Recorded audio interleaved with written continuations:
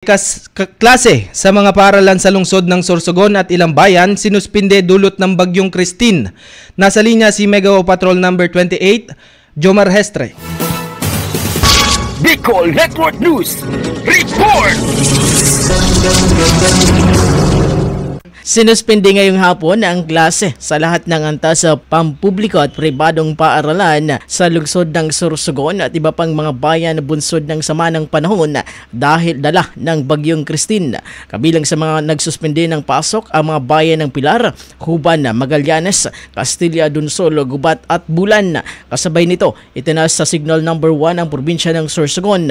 Tanda ng inaasang mas matinding epekto ng bagyo sa mga susunod na oras. Pinag-iingat naman ang lahat ng residente, lalo na ang mga nasa mababang lugar at baybayin dahil sa banta ng pagbaha at landslide. Samantala, patuloy naman ang mga lokal na pamahalaan at mga otoridad sa pagmomonitor sa sitwasyon at inaabisuhan ang publiko na manatiling update sa mga anunsyo kaugnay ng lagay ng panahon at mga aksyon na dapat gawin para sa kanilang kaligtasan. Para sa Bicol Network News, ito po si Mega Patrol number 28, Jomar Hestre. Tatak, tunay na serbisyo.